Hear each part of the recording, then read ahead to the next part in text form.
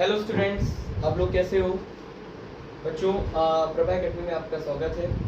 आज हम लोग क्लास 12 की क्लास का फर्स्ट चैप्टर केमिस्ट्री में सॉल्यूशन के बारे में डिस्कस करेंगे। और ये चैप्टर बहुत ज़्यादा इंपॉर्टेंट है एग्ज़ाम्स के पॉइंट ऑफ व्यू से भी, और जो बच्चे जेईई की तैयारी कर रहे हैं IIT जेईई की, उसमें भी आपको हेल्प मिलेगी, नीट के एग्जाम्स में भी हेल्प मिलेगी। बच्चों आज हम लोग सॉल्यूशंस के बारे में थोड़ा सा इसको देखते हैं, और इसी वीडियोस के थ्रू हम लोग अन्य वीडियोस को भी बनाते रहेंगे चैप्टर वाइज, जिससे कि आपको पूरा सॉल्यूशन इसमें मिलता है। आइए देखते हैं इस चैप्टर के बारे में क्या है। सॉल्यूशन हम लोग का फर्स्ट टॉपिक है, इसको ध्यान से देखते हैं। हेलो बच्चों, आप सब लोग कैसे हो? सब बढ़िया होंगे। आइए हम लोग टॉपिक सॉल्यूशन के बारे में डिस्कस करते हैं। सॉल्यूशन क्या है बच्चों, आइए उसको समझते हैं हम लोग। सॉल्यूशन बच्चों होमोजेनियस मिक्सचर होता है दो से ज़्यादा सब्सटेंस का। तुमसे कोई पूछे सॉल्यूशन क्या होता है तो क्या कहोगे आप लोग? बोलोगे homogeneous mixture of two or more substance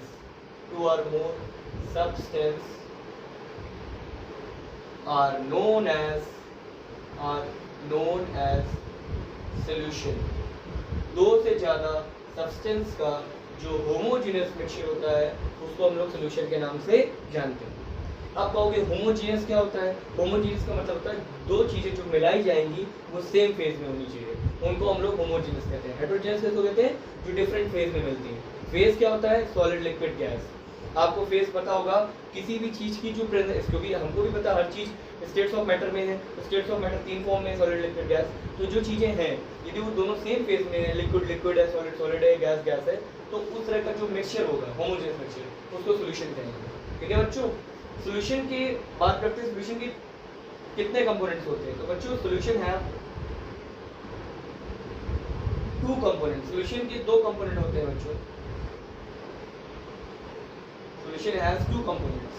पहला पार्ट नाम है सॉल्यूट, दूसरे का नाम है सॉल्वेंट। सॉल्यूट और सॉल्वेंट। सॉल्यूशन में जो कम मात्रा में होता है, लीटर अमाउंट में होता है, उसको हम लोग बच्चों सॉल्यूट कहते हैं।